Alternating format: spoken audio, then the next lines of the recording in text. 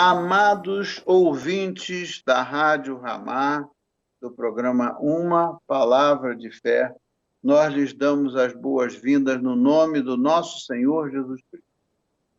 Ontem nós estávamos tratando dos planos que as pessoas, de como a gente deve estabelecer os nossos planos para o ano novo, especialmente, dentre outras coisas, a gente fazer planos e entregar os nossos planos na mão de Deus para a gente não se frustrar diante de todas as ameaças e as dificuldades que nós estamos vivendo. Então, é para a gente caminhar pelas mãos do Senhor. Isso foi o que tratamos no programa de ontem, e hoje a gente segue tratando de como prazer e obediência coexistem, ou seja, como é que a gente pode ter prazer e obediência ao mesmo tempo, obediência em relação a Deus, né? Então, é um artigo de Jen Wilkin, que eu traduzi e acrescentei algumas coisas. Então, vamos orar, né, irmã? Amém, Senhor. Louvado seja o teu nome, Senhor. Sempre, Deus, sempre, sempre, para sempre seja exaltado o teu nome, Senhor.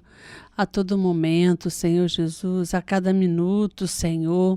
Ó Deus, a cada segundo, Senhor, nós realmente queremos render a Ti, Senhor, toda a honra, toda a glória, todo o louvor, Senhor, porque o Senhor é o Senhor de todas as coisas, é o Deus tremendo e maravilhoso e compassivo para conosco, Senhor, em meio a tantas falhas em nós, Senhor. Ó Deus, mais uma vez queremos, ó Deus, te agradecer por essa oportunidade, Senhor, de estarmos aqui falando da Tua palavra, Senhor. Ó Deus, e pedimos uma bênção, Senhor, para cada um dos ouvintes, para cada lá representado, Senhor, em nome de Jesus. Amém. Então, vamos... Que coisa interessante a abordagem desse autor, né?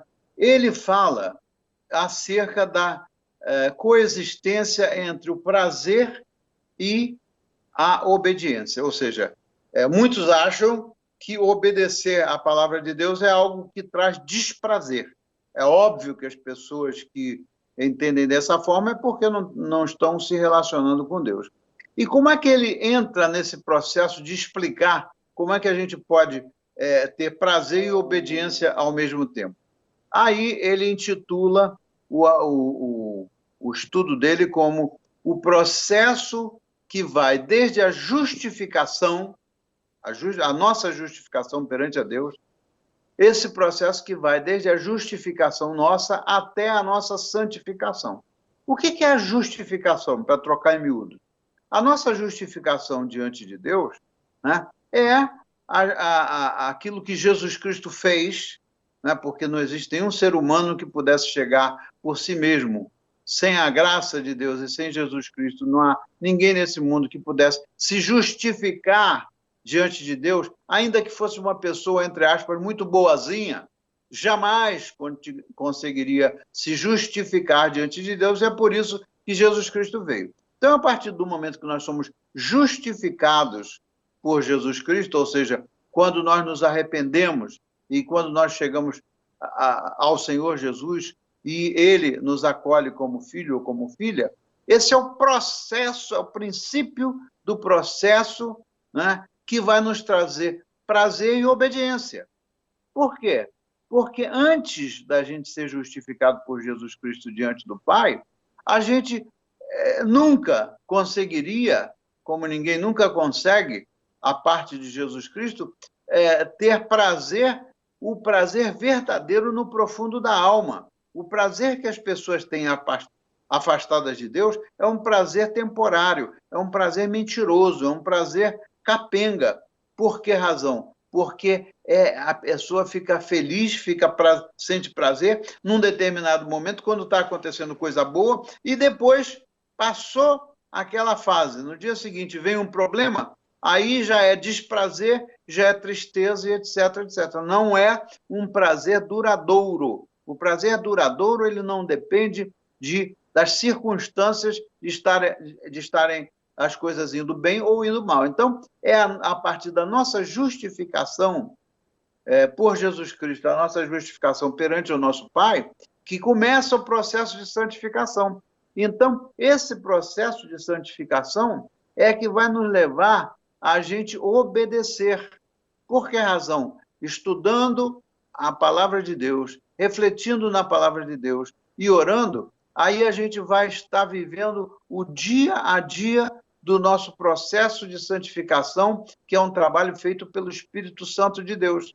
E aí o que acontece? Eu hoje pratico um pecado, o Espírito Santo de Deus toca no meu coração e eu me arrependo e vou diante do Senhor pedir perdão, e diante das pessoas contra quem eu pequei para pedir perdão.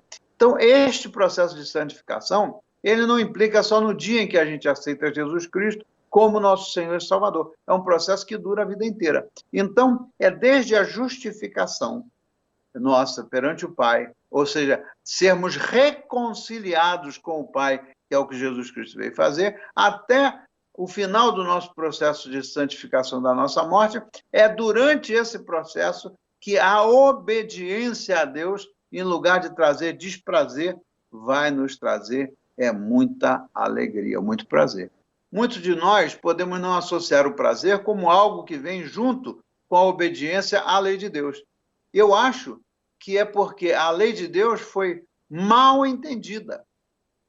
Muitos a veem como algo que induz à culpa e como um fardo esmagador. A lei de Deus não é para nos levar à culpa. A lei de Deus é para nos conscientizar do que é certo e do que é errado, do que é pecado e do que não é pecado. Para isso é que veio a lei de Deus. Então, o seguinte, o que acontece na prática? A lei de Deus ela veio para nos esclarecer o que é pecado e o que não é pecado. Uma vez esclarecido, aí nós temos as coisas bem definidas. Então, eu tenho certeza de que há muitas pessoas dentro da igreja e das igrejas, e especialmente fora das igrejas, que diriam que os 10 mandamentos são irrelevantes e antiquados. Até o Papa Francisco já disse que a Bíblia está ultrapassada, que precisaria de ser reescrita. Você vê que absurdo um Papa dizer um negócio desse. E muitas pessoas acham que os 10 mandamentos é algo irrelevante e antiquado. Não está certo isso. Por quê? Este é um código moral. Os 10 mandamentos são um código moral para uma época diferente.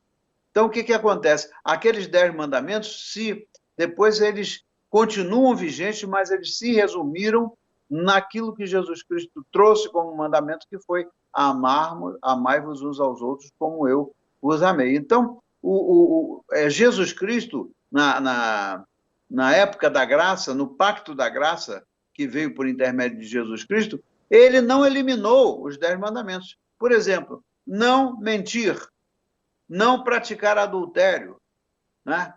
Será que uma pessoa que mente, uma pessoa que pratica tudo que está escrito que não é permitido lá nos 10 mandamentos, será que essa pessoa tem uma vida, um standard moral, né, que é compatível para a vida nessa terra? Não importa se a pessoa estava vivendo há 3 séculos atrás, há 10 séculos atrás, ou que esteja vivendo hoje, porque a palavra de Deus não muda. A palavra de Deus é imutável. Então, Jesus Cristo não veio para revogar os 10 mandamentos, mas tem muita gente que lá, em muitas igrejas e até fora das igrejas, eles acham que os 10 mandamentos não são importantes, são irrelevantes e antiquados.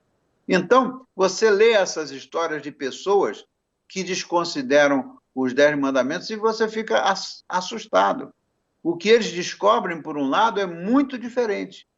Eles terão regras sobre como ser verdadeiro consigo mesmo. Essas pessoas que desconhecem os 10 mandamentos, quando passam a conhecê-los e observá-los, vão ver que aí são regras sobre como nós sermos verdadeiros com nós mesmos e não julgar ninguém, né? É muito fácil a gente julgar as pessoas e a gente se achar melhor do que os outros, mas isso não é o que a palavra de Deus diz, né? Não julgar para não ser julgado.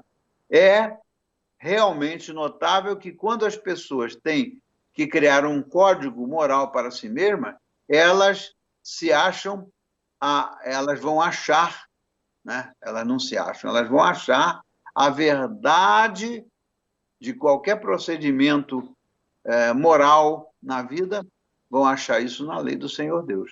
Na verdade, isso é essencial. Quando passamos sobre isso, né?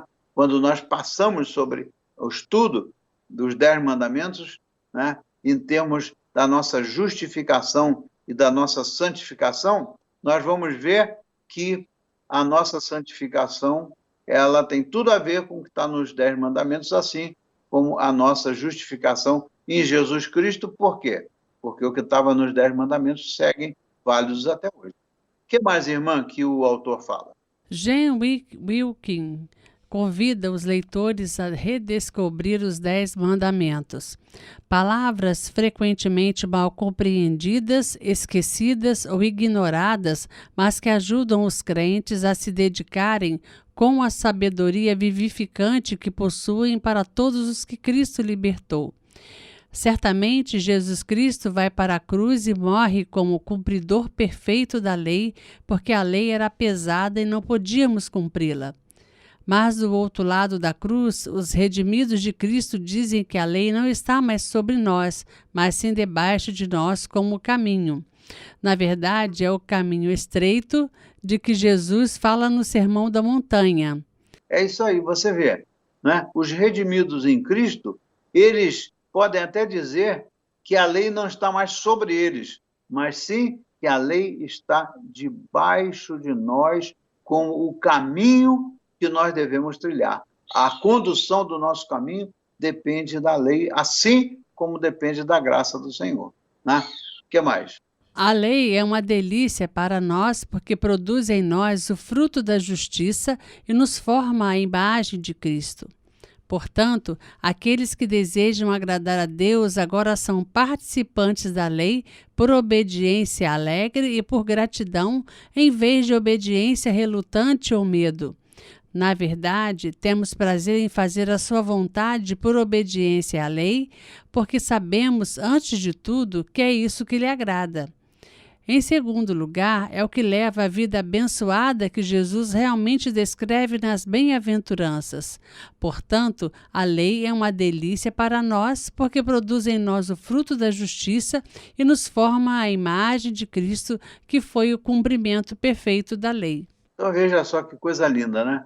Isso realmente é uma coisa muito, muito, muito linda, porque o que acontece com a pessoa que está apartado de Jesus Cristo é que essas pessoas que estão afastadas de Deus, a obediência para elas é algo que causa relutância, causa resistência, e a obediência à lei de Deus, né, causa medo, enquanto que para nós que estamos redimidos, né, a obediência é algo que traz alegria e algo que traz principalmente a gratidão por aquilo que Jesus Cristo fez para nós. Porque imaginem, amados ouvintes, se Jesus Cristo nunca tivesse vindo para nos redimir dos nossos pecados e para nos reconciliar com o Pai. Se o mundo, ainda que Jesus Cristo veio, ensinou o Evangelho, treinou os seus discípulos para eles implantarem a Igreja de Cristo na Terra, e deixou as leis do Reino de Deus para nós cumprirmos, e ainda assim, passados mais de 2000 anos, há pessoas que rejeitam e há pessoas que não querem se submeter, né, ao Senhor e à lei do Senhor. Imagina se Jesus Cristo nunca tivesse vindo. Então, está escrito nas Escrituras, amados ouvintes, que o amor se esfriaria. No final dos tempos, o amor se esfriaria. Tudo que se vê nesse mundo é o quê? É falta de amor. Então, exemplo, não mentir. Quando nós paramos de praticar este pecado, nos sentimos livres e o Senhor traz alegria ao nosso coração.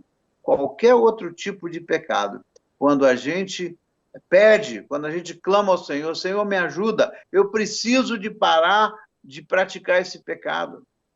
Eu preciso, Senhor, me ajuda porque eu não tenho forças para fazê-lo. o que nós temos que fazer? Nós temos que clamar ao Senhor, de preferência em voz audível, e dizer: Senhor, eu sou lavado, ou eu sou lavada por Jesus Cristo, pelo sangue do nosso Senhor Jesus Cristo, que foi vertido na cruz, e eu não aceito, Senhor, eu não aceito essas tentações que vêm de Satanás.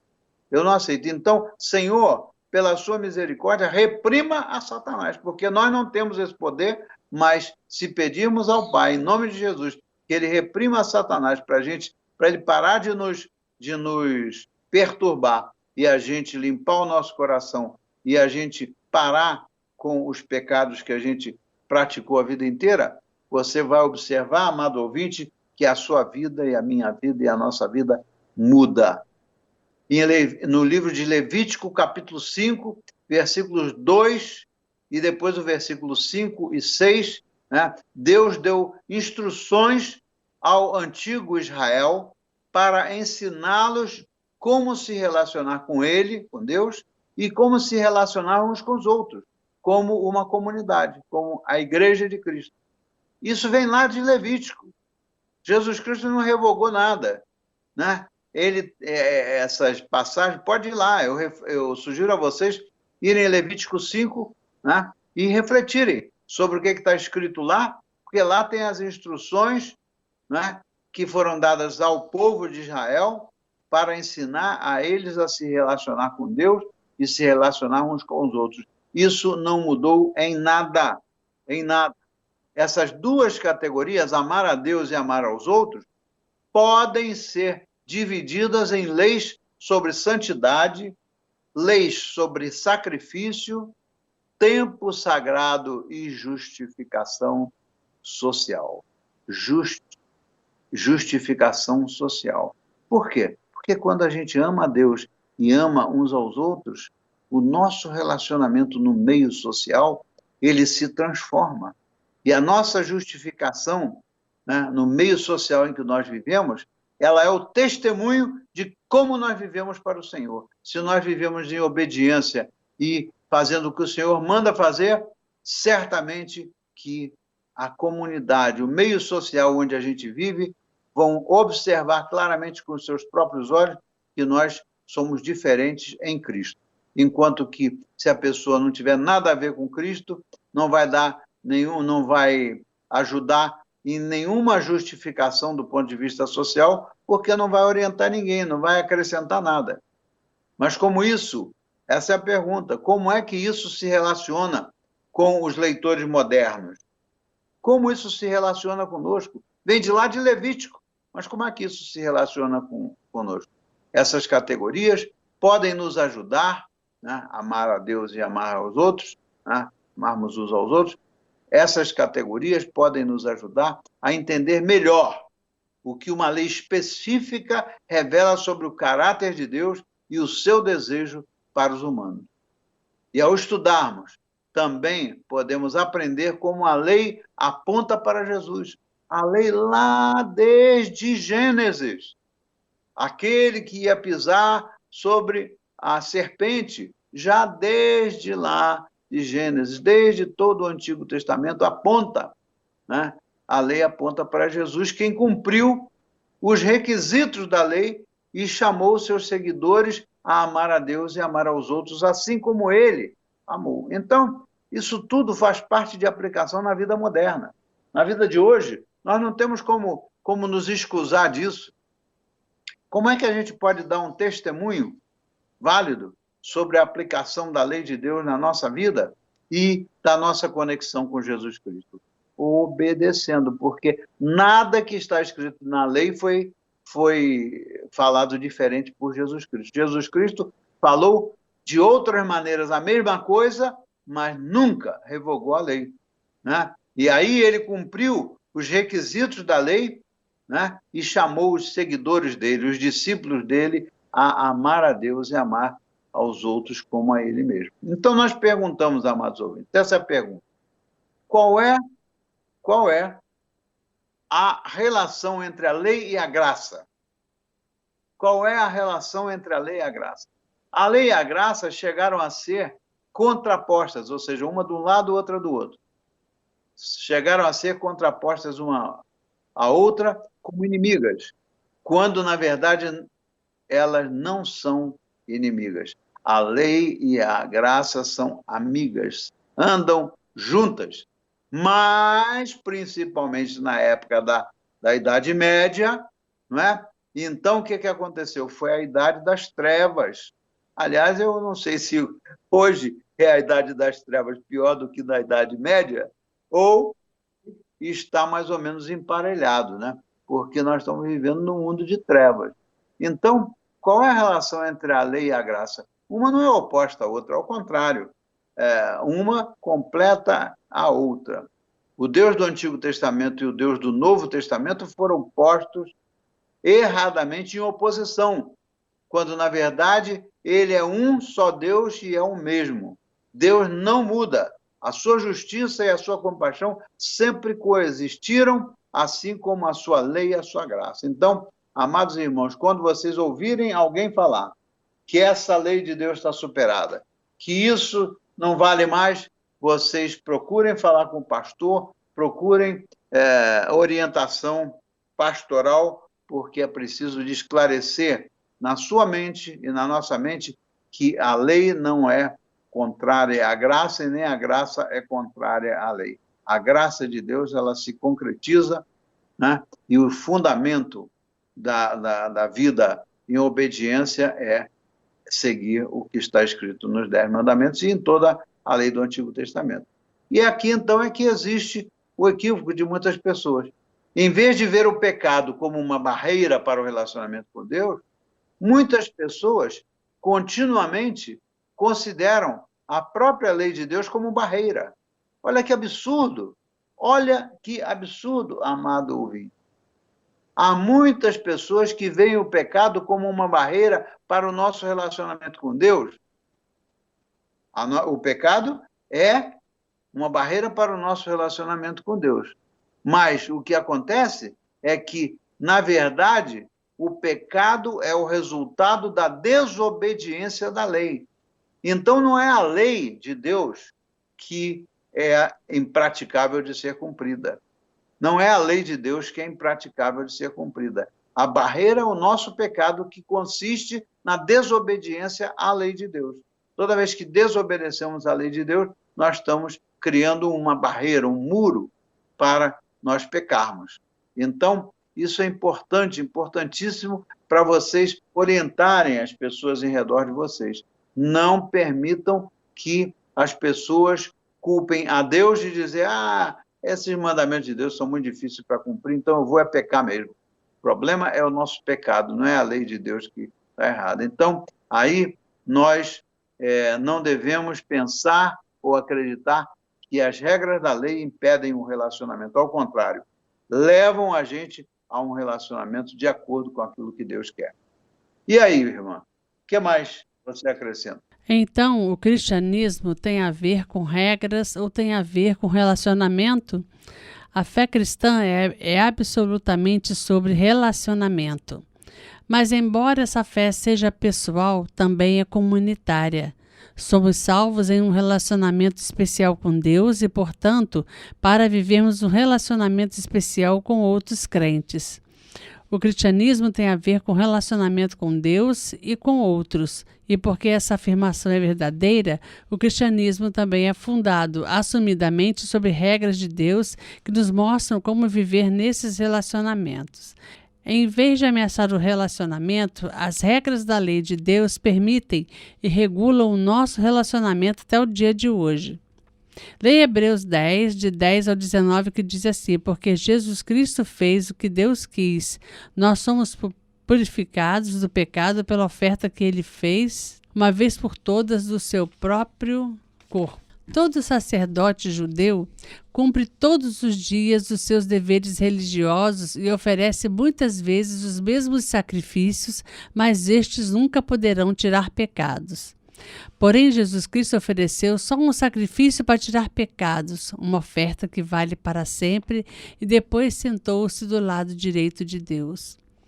Ali Jesus está esperando até que Deus ponha os seus inimigos como estrado debaixo dos pés dele. Assim como o sacrifício só, ele aperfeiçoou para sempre os que são purificados do pecado. E o Espírito Santo também nos dá o seu testemunho sobre isso. Primeiro ele diz: quando esse tempo chegar, diz o Senhor, eu farei com o povo de Israel esta aliança. Porei as minhas leis no coração deles e na mente deles as escreverei. Assim, quando os pecados são perdoados, já não há mais necessidade de oferta para tirá-los. Por isso, irmãos, por causa da morte de Jesus na cruz, nós temos completa liberdade de entrar no lugar santíssimo. É isso aí, olha que coisa linda, né? O Senhor disse, né, quando ele fez aquele pacto com o povo de Israel, que depois foi estendido aos gentios, né, ele fez essa aliança. Porei as minhas leis no coração deles, e na mente deles as escreverei. Então, é um erro gritante imaginar que Jesus Cristo escreveu leis diferentes para botar no nosso coração e abolir as leis antigas, porque ele diz, porei as minhas leis no coração deles e na mente deles as escreverei. É uma coisa muito linda. Então, aquela dos sacrifícios a cada ano, etc., aquilo sim está abolido, porque Jesus já cumpriu uma vez por todas tudo que ele tinha que fazer, né? Então, de acordo com essa passagem, Deus providenciou uma maneira para todas as pessoas se aproximarem dele por meio de Jesus Cristo.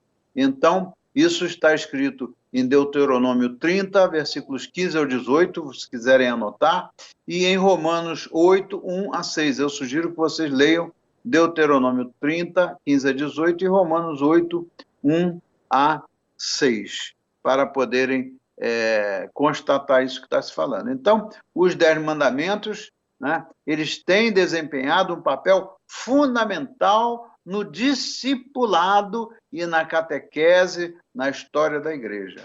Para Jesus e para Paulo, os 10 mandamentos eram um resumo da obediência a Deus. Se prestarmos atenção à nossa história e à Bíblia em particular, saberemos que os 10 mandamentos são sempre relevantes. Agora, transforme suas reflexões em uma oração, amados ouvintes. Agradeça a Deus por como ele proporcionou uma maneira de você experimentar e participar de sua vida e do amor dele. Seja honesto, seja honesta, minha amada irmã, sobre as maneiras pelas quais você negligenciou ou você negou aqueles mandamentos, né? Que você fez escolhas erradas. Então, receba o perdão e a graça, perdão, e peça ajuda ao Espírito Santo, amados ouvintes, para fazer escolhas vivificantes de amar a Deus e aos outros hoje e para sempre. Então vamos orar. Senhor, primeiramente nós te pedimos perdão e te pedimos a ajuda importantíssima do seu Espírito Santo, sem a qual nós não conseguimos chegar a lugar nenhum. Senhor, que nesse ano novo a gente faça escolhas vivificantes de amor, ou seja, para que o amor traga vida entre nós nos nossos relacionamentos, seja no nosso relacionamento com Deus ou no relacionamento com os irmãos e as irmãs. Porque aí nós poderemos cumprir e alcançar e experimentar aquilo que é o prazer perante Deus e o prazer na vida diante da obediência à palavra de Deus. Assim nós oramos, abençoa, Senhor, os ouvintes, abençoa o nosso povo, abençoa todo o povo da comunidade Ramá, espalhado em todas as partes. Assim oramos, no nome de Jesus, e podemos dizer amém. Amém.